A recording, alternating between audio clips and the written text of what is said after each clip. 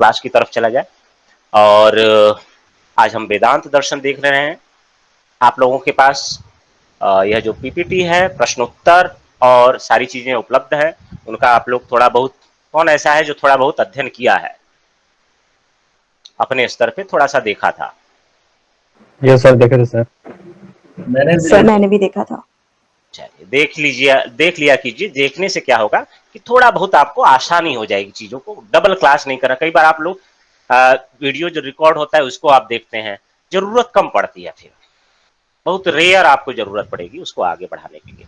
चलिए आगे चला जाए।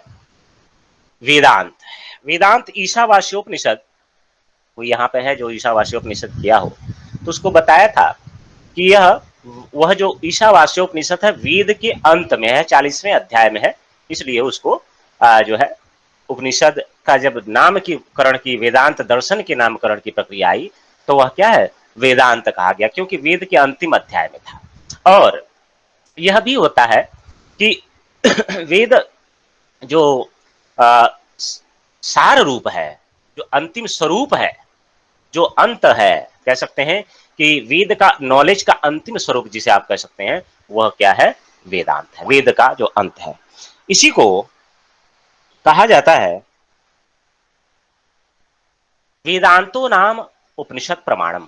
आपकी स्क्रीन पे आ रहा होगा, वेदांतो नाम उपनिषद प्रमाणम। वेदांत जो है उसके उपनिषद प्रमाण होते हैं। कोई भी चीज आप वेदांत में, अहम ब्रह्मास्मि वेदांत का वाक्य, यह क्या है, उपनिषद में लिखा हुआ है। तत्वमसि, यह भी उपनिषद में है। ईशावास्यमिदं सर्वम यत्किंच जगत्याम जगत, ये भी उपनिषद में लिखा। तो इसके प्रमाण क्या है, वेदांत दर्शन का प्रमाण? प्रत्यक्ष जो हम अनुमान करते हैं उसका प्रमाण क्या होता है? प्रत्यक्ष जो हमारे पास ज्ञान होता है, नॉलेज होता है, प्रमाण होता है, उसका प्रमाण क्या है, प्रत्यक्ष प्रमाण। अनुमिति जो हमें होती है उसका प्रमाण क्या है, अनुमान प्रमाण, है ना। उपमिति जो होती है उसका प्रमाण है उपमान। वैसे ही वेदांत को जानना, अगर प्रमाण देने की आवश्यकता कहां से पड़ती है तो वह उपनिषद से। कहा जाता है वेदांतो नाम उपनिषद प्रमाणम, है ना। इसके 3 महत्वपूर्ण ग्रंथ हैं जिन्हें प्रस्थान त्रयी कहा जाता है। वेदांत के महत्वपूर्ण 3 ग्रंथों की श्रेणी में रखा जाता है, उनको प्रस्थान त्रयी कहा जाता है। अभी हम चलेंगे कि वेदांत किसने शुरुआत की, क्या चीजें की, मगर पहले मूलभूत चीजों को जानें। पहला है उपनिषद। आपकी स्क्रीन पे, सबको स्क्रीन पे आ रहा ना, जी सर। उपनिषद, हाँ। Yes sir. जी सर। पहला है उपनिषद, इसी को कहते हैं श्रुति प्रस्थान। श्रुति प्रस्थान मतलब जो वेदों में कहा गया है। प्रस्थान त्रयी मतलब, प्रस्थान का मतलब होता है मार्ग। 3 मार्ग है वेदांत के जानने के लिए, वेदांत को अध्ययन करने के लिए, वेदांत के स्वरूप के लिए प्रस्थान त्रयी कहे जाते हैं। वह है उपनिषदों का अध्ययन या श्रुति प्रस्थान। यानी जब हम रूट देखते हैं तो श्रुति यानी उपनिषदों में, चाहे वो ईशावास्य उपनिषद हो, कठोपनिषद हो, केनोपनिषद हो, ये जो 10 उपनिषद है और सारी चीजें। दूसरा है भगवत गीता। वेदांत के लिए प्रस्थान त्रयी में दूसरा नाम आता है भगवत गीता का, इसको कहा जाता है स्मृति प्रस्थान, है ना। प्रस्थान त्रयी में तीसरा नाम आता है ब्रह्मसूत्र का, इसी को न्याय प्रस्थान कहा जाता है। न्याय प्रस्थान का मतलब होता है तर्क, न्याय का मतलब होता है तर्क। तर्क के आधार पर यह निश्चित करता है ब्रह्म एक है, इस जगत में केवल ब्रह्म है। अब देखिएगा सांख्य दर्शन जब आप पढ़े हैं तो कई चीजें समझने में इसको आसानी होगी। इसकी यह बात करता है, यानी कि जो आर्गुमेंट है उसकी बात ब्रह्मसूत्र कहता है। इसको न्याय, न्याय का मतलब होता है तर्क, न्याय दर्शन नहीं, तर्क, तर्क की बातें जो करना कि यह क्या सही है क्या चीज है, वह ब्रह्मसूत्र। भगवत गीता स्मृति प्रस्थान है। भगवत गीता एक तरीके से कह लीजिए कि वेदांत जो दर्शन के फॉलोवर हैं वह स्मृति पर आधारित, श्रुति मतलब वेद पर आधारित, स्मृति मतलब जो लौकिक लिखा गया है या फिर ईश्वर के संदर्भ में जो आया है, और न्याय प्रस्थान तर्क की प्रक्रिया, ये तीनों के जोड़ से जो है वेदांत की स्थापना होती है, वेदांत दर्शन की स्थापना होती है ना। तो वेदांत किसे कहते हैं, वेदांत नाम उपनिषद प्रमाणम, वेदांतो नाम उपनिषद प्रमाण। तह ही है उसको विसर्ग को उत्त हो जाता, वेदांतो बन जाता है। तो वेदांतो नाम उपनिषद प्रमाणम कहा जाता है। उपनिषद ही जिसका प्रमाण है उसे हम वेदांत कहते हैं। यानी अपनी शक्ति कहां देखता है, वह उपनिषदों में। उपनिषद ही जिसका प्रमाण है उसको वेदांत कहा जाता है ना। इसके प्रस्थान त्रयी हैं, उपनिषद, भगवत गीता और ब्रह्मसूत्र, जिसे श्रुति प्रस्थान, स्मृति प्रस्थान और न्याय प्रस्थान कहा जाता है। आगे चलते हैं वेदांत की स्थापना के संदर्भ में। वेदांत दर्शन की स्थापना कैसे?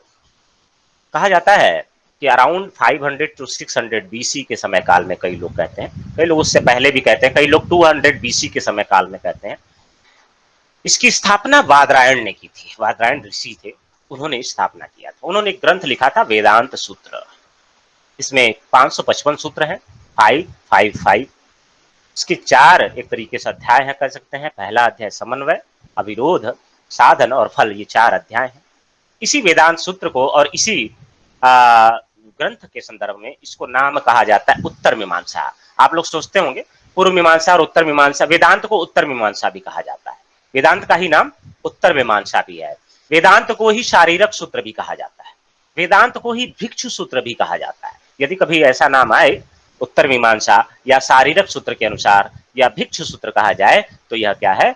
वेदांत सूत्र की ही या वेदांत दर्शन की बात की। उत्तर मीमांसा स्पेशली आपको पूछा जाता है, तो वेदांत न पूछ करके वो उत्तर मीमांसा कहेंगे, तो आप ये समझिएगा कि यह जो है वेदांत दर्शन की ही किसी वस्तु की या किसी स्थिति की बात की जा रही है। ठीक है, तो बादरायण ने इसकी स्थापना की। सांख्य दर्शन के कपिल मुनि थे और यहाँ पर वेदांत सूत्र की स्थापना या वेदांत दर्शन की आप कह सकते हैं बादरायण के संदर्भ में इनका नाम लिया जाता है। इसके बाद बहुत सारे नाम हैं, मैं नामों पे चर्चा नहीं करता हूं। बहुत सारे नाम आपको देखने को मिलेंगे। ऐसे नामों को देखा जाए तो बादरायण का नाम सबसे पहले आता ही है। उसके बाद आप देख सकते हैं कई बार बादरायण के पूर्व के लोगों को भी कहा जाता है वेदांती, जैसे आत्रेय हैं, और लोमी का नाम आप जान सकते हैं, काश कृष्ण का नाम जान सकते हैं, एक जैमिनी ऋषि थे, बादरी ऋषि थे। ये लोग जो है उनके नाम आते हैं। इसके बाद नाम आता है महत्वपूर्ण नाम जिसे कहें शंकराचार्य। परंतु शंकराचार्य से पूर्व भी बहुत सारे वेदांती रहे हैं, यानी वेदांताचार्य रहे हैं। उनमें सबसे महत्वपूर्ण भर्तृहरि का भी नाम आता है, बोधायन का नाम आता है, द्रविड़ाचार्य का नाम आता है, सुंदर पांडे का नाम आता है, गौड़पाद का नाम आता है। बहुत सारे नाम आपको, गोविंद पाद, ऐसे नाम देखने को मिलेगा। मगर महत्वपूर्ण जो है बादरायण के बाद आपको जानने योग्य यह समझिए शंकर है। तो शंकराचार्य की तरफ चलते हैं। कौन ऐसा है जो शंकराचार्य को, यह जो चित्र है जो है वह आपको शंकराचार्य की ही संदर्भ में आपको दिख रहा है। तो कौन ऐसा है जो शंकराचार्य को नहीं जानता है या नाम नहीं सुना है? कोई ऐसा है? ऐसा महानुभाव कोई है, बताना चाहे? नहीं सर, जानते हैं सर। सभी लोग लगभग जानते हैं। 4 मठों की स्थापना उन्होंने की थी देश में 4 जगहों पर। आपकी स्क्रीन पे आ रहा होगा बद्रिकाश्रम कहाँ है? उत्तराखंड में। उत्तराखंड जोशीमठ में, जोशीमठ में जो है बद्रिकाश्रम। द्वारिका पीठ जिसे शारदा पीठ भी कहा जाता है, गुजरात है कहाँ? ऑब्वियस सी बात है। और जगन्नाथपुरी पीठ जिसे गोवर्धन पीठ कहा जाता है, और सिंगरी पीठ साउथ में आप देख सकते हैं। ठीक, तो ये 4 जो है उन्होंने स्थापना। इनके बारे में थोड़ा सा आपको जानने की, इनके जीवन परिचय के बारे में इनको थोड़ा सा आप लोग, क्योंकि यूपीएससी के कल्चर में है तो थोड़ा बहुत आप जान लीजिए। आपकी स्क्रीन पे सारी जो स्थिति है वह लिखी हुई है। इनकी पिता और माता का नाम आपको दिख रहा होगा, शिवगुरु भट्ट और सुभद्रा थे। इनका जो जन्म हुआ था वह केरल में हुआ था, केरल के समय काल में। कई लोग इनका समय काल मुख्यतः निर्धारित होता है 788 788, कई लोग कहते हैं 788 से 820 के बीच में, और 788 आप मान सकते हैं। अलग अलग लोग अलग अलग तरीके से व्याख्या करते हैं, और इनके सटीकता इसलिए 788 788 इसलिए आती है क्योंकि युधिष्ठिर एक पंचांग है। युधिष्ठिर पंचांग में जो है इनके जन्म का और उसके संदर्भ में उस पंचांग के थ्रू लिखा हुआ है, कई जगह पे उपलब्ध है, इसलिए इनके जन्म की बात आती है। हुआ क्या कि जो इनके गुरु थे, पिता थे शिव गुरु, वह क्या है, विद्वान तो थे ही, पढ़ने लिखने में भी ठीक थे। यह क्या है, एक नाम आपको दिख रहा होगा गुरु गोविंद पाद। यह 8 वर्ष की जब अवस्था थी तो यह गुरु गोविंद पाद के शिष्य हो गए। हुआ क्या था कि वही जैसे बुद्ध के साथ में आप कह सकते हैं कि अब जब बचपन में थे तो एक महिला थी, कहानी है, किंवदंती है, कहा नहीं जा सकता क्या सत्य है क्या नहीं है। तो एक महिला थी, उसको आ, बड़ी भूखी प्यासी थी, उसके पास पैसा नहीं था और सारी असुविधाएं थी। उसको देख करके इनका मन जो है बड़ा वो हो गया कि आखिर ये लोग जो है कैसे हो सकते हैं। और उनको इसी तरीके उन्होंने ईश्वर शंकर की प्रार्थना की और शंकर के प्रार्थना के संदर्भ में उसको धन आदि का व्यवस्था मिला। तो इस तरीके से वह जानने की खोज में कि भाई ये दुख और ये सब समस्याएं क्या है, आखिर क्या है मूलभूत तत्व, जैसे कि बुद्ध को आप देखिए तो ये 8 वर्ष में ही संन्यास ले लिए। गोविंद जो पाद हैं उनके शिष्य बन गए। इससे पहले की घटना में जाया जाए, शिवगुरु और सुभद्रा, इनके पुत्र की उत्पत्ति नहीं हो रही थी।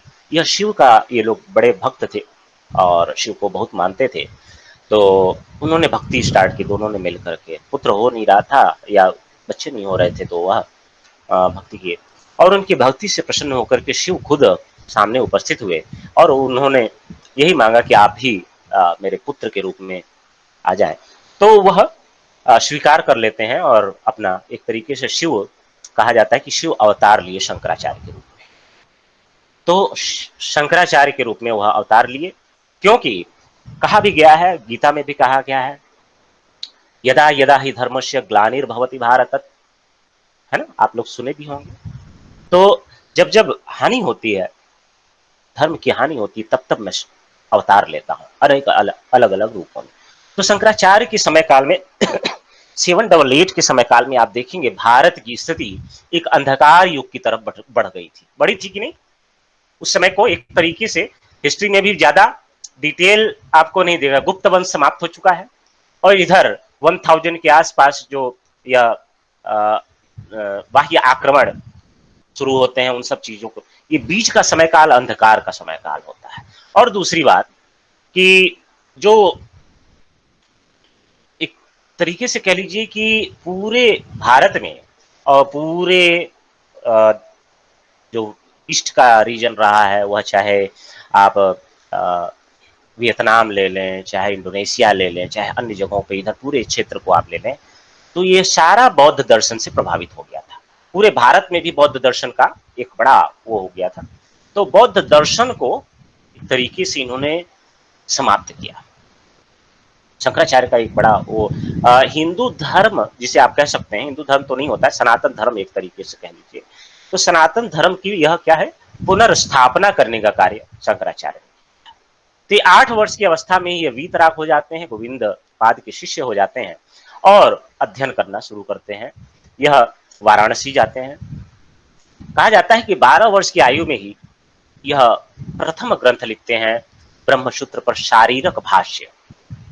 शारीरक भाष्य आपको साइड में, राइट साइड में आपको दिखा हुआ भाष्य लिखा हुआ है। तो भाष्य बहुत सारा उन्होंने लिखा हुआ है, समझ लीजिए 20 उपनिषदों पे बहुत सारा भाष्य लिखे हैं और शारीरक भाष्य लिखे हैं, जो कि आपने अभी देखा ब्रह्मसूत्र के बारे में। तो ब्रह्मसूत्र पे शारीरक भाष्य उन्होंने 12 वर्ष की ही उसमें लिखा।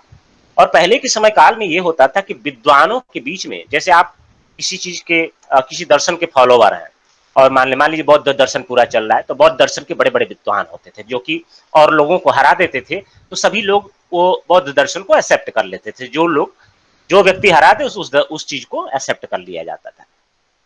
यही हुआ कि यह विद्वान हो गए और सारी चीजें इन्होंने, यह वाराणसी में अध्ययन करने के लिए गए और वहां से सारी जगत में एक तरीके से बिहार के क्षेत्र में गए और फिर अन्य अन्य जगहों पे जहां पे भी यह बौद्ध दर्शन का बहुत महत्वपूर्ण स्थान था, वहां पर जो है पहुंचे। इसी में एक कहानी आती है मंडन मिश्र की। एक कुमारिल भट्ट नामक विद्वान थे, है ना, बहुत बड़े विद्वान थे और कई बार कहा जाता है न्याय शास्त्र में भी और सभी जगहों में उनका बड़ा एक विद्वता थी। उन्हीं के शिष्य थे मंडन मिश्र। क्योंकि कुमारिल भट्ट बड़े मरणासन्न अवस्था में थे, तो उनसे शास्त्रार्थ करना बड़ा मुश्किल था। तो उन्होंने मंडन मिश्र को पास में भेजा। मंडन मिश्र से शास्त्रार्थ शुरू हुआ। मंडन मिश्र हार गए। मंडन मिश्र जब हार गए तो उनकी पत्नी होती हैं, वह जब अपने पति को हारता हुआ देखती हैं तो आती हैं, उपस्थित होती हैं, कहती हैं कि आपने अभी आधे अंक को मेरे हराया है, अब मुझे आप हराइए, क्योंकि यह 8 वर्ष से ही एक नैष्ठिक ब्रह्मचारी रहते हैं, तो वह जो है काम विशेष पे प्रश्न पूछना शुरू कर देती हैं और कहा जाता है कि हार जाते हैं। परंतु एक और किंवदंती है, कहा जाता है कि वह समय मांगते हैं, शंकराचार्य समय मांगते हैं। एक जगह जा करके अपने किसी गुफा में बंद हो जाते हैं और एक राजा होते हैं, उस राजा जब मृत्यु को प्राप्त होने वाला था, मृत्यु प्राप्त करता है, उसी के शरीर में उसी समय चले जाते हैं और शरीर में जाने के बाद उसके शरीर का उपयोग कामशास्त्र को जानने के लिए प्रयोग करते हैं और उसके बाद वापस आते हैं और फिर उनको हराते हैं। ऐसे किंवदंती है और वह लास्ट में हार जाते हैं। ठीक है, तो इस तरीके से शंकराचार्य के बारे में कहा जाता है कि पूरे भारत में एक वेदांत दर्शन की स्थापना किए और सनातन धर्म को पुनर्जीवित करने का उन्होंने कार्य किया। बहुत महत्वपूर्ण नाम लिया जाता है वेदांत दर्शन में, क्या पूरे दर्शन परंपरा में शंकराचार्य का विशेष सम्मान किया जाता है और आप लोग तो जानते ही हैं उनका एक महत्वपूर्ण स्थान है। इन्हीं को आदि शंकराचार्य भी कहा जाता है, क्योंकि शंकराचार्य आप भारत में नाम सुनते होंगे, श्रृंगेरी मठ के शंकराचार्य इस समय ये हैं, या ऐसा सुना होगा कि आपने देखा होगा तमिलनाडु के में जो स्टालिन की जो वो है पार्टी है, उसने वहां श्रृंगेरी के जो शंकराचार्य थे उनका क्या हाल किया था, कि झूठे आरोप और ये सारी चीजें है ना। बहुत सारे शंकराचार्य का आप नाम सुनते होंगे। तो आदि शंकराचार्य यानी जो पहले शंकराचार्य थे वही, तो उन्होंने क्या किया, दशनामी अखाड़ों की स्थापना की। दशनामी अखाड़े आप लोग जानते हैं, महात्माओं का अखाड़ा होता है। अखाड़ा आप नाम सुनते होंगे, सर सुना है, सुने सुना है होंगे पर अच्छे आप।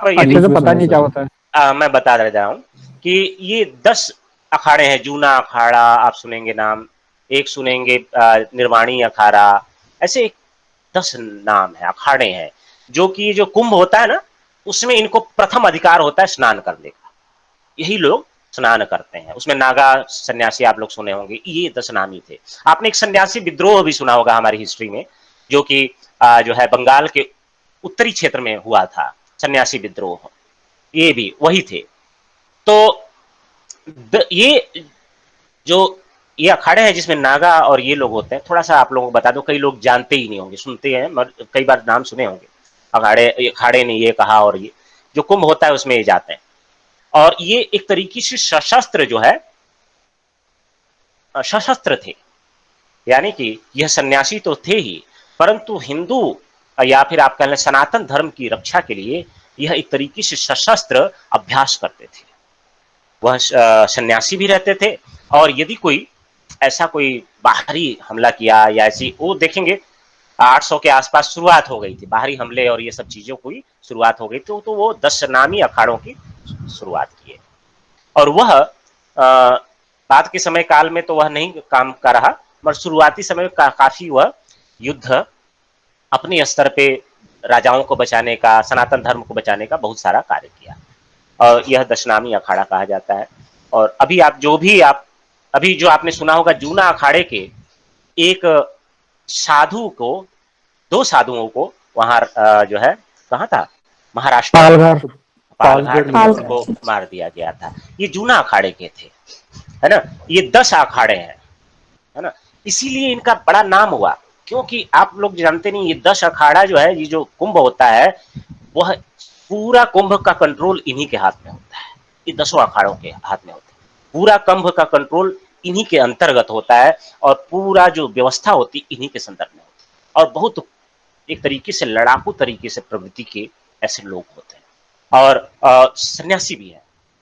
वो थोड़ा सा आप देखेंगे, हिस्ट्री आप सर्च करेंगे तो पता चला 1905 में एक अखाड़ा दूसरे अखाड़े से लड़ते हुए उनके अधिकारों की जो है 500 लोग मर गए।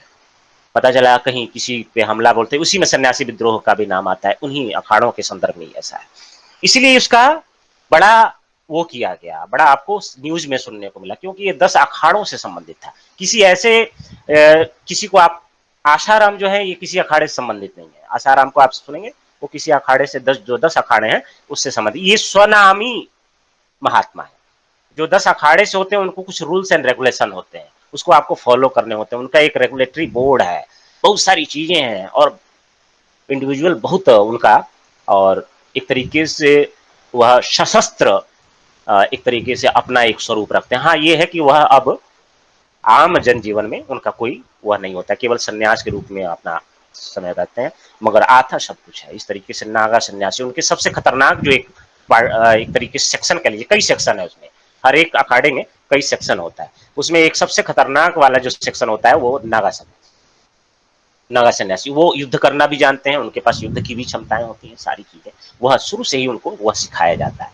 और साथ में योग और आदि ये सब की भी महत्ता, अध्ययन आदि भी आप देखेंगे वाराणसी में या अन्य जगहों पे, ये जितने भी संस्कृत के अध्ययन के केंद्र हैं, मुख्यतया यह कहीं न कहीं से प्रभावित है इन अखाड़ों से, या वो लोग इनको पैसे देते हैं या फिर संरक्षण करते हैं, ये सब चीजें हैं। बड़ा इसका आपको पता नहीं चलता है, कई बार हम सिस्टम में इतना ध्यान नहीं रखते, तो इनका बड़ा महत्व है। इसकी भी स्थापना इन्हीं के द्वारा हुआ है, इन चारों ज्योतिर्पीठों की, है ना, जो पीठ कहलाते हैं, जिसे सर आप मठ भी कह सकते हैं। हाँ सर, सॉरी सर, एक चीज पूछना था सर, जो अघोरी होते हैं उनका भी क्या अखाड़ा से संबंध होता है क्या? हाँ हाँ, ऐसी सर साइड से पूछ रहा हूँ सर। हाँ हाँ, नहीं अखाड़ों से मगर अखाड़ों में कोई फिक्स नहीं है, पता नहीं वो अघोरी किस तरीके के हैं, है ना। वो अखाड़ों से संबंधित होंगे तो उनके 108 लगा होगा, आगे 108 लगा रहता है, 1008 लगा रहता है, इस तरीके के लोग होते हैं। ज्यादा डिटेल में तो कभी अलग से उस पर कभी चर्चा करेंगे, मतलब थोड़ा बहुत आपको जानकारी हो कि क्यों ये महत्वपूर्ण है। तारा जो कुंभ होता है उसमें उन्हीं का कंट्रोल होता है, आप देखते होंगे, ठीक है, उन्हीं के प्रथम स्नान का उनको अधिकार होता है, और उन्हीं के कारण वो कुंभ की व्यवस्था चलती है। आप देखेंगे, आप जो कश्मीर में जो शिव का दर्शन करने आप लोग जाते हैं, शिव, है ना, बाबा बर्फानी के यहाँ, वहाँ भी उन्हीं अखाड़ों का ही वो है। तो श्रीनगर में एक अखाड़ा है, निरंजनी अखाड़ा का, वो एक तरीके से हेडक्वार्टर टाइप का, हेडक्वार्टर तो नहीं है, सब क्वार्टर है, श्रीनगर में ही है, अभी भी वहीं लाल चौक पे ही है।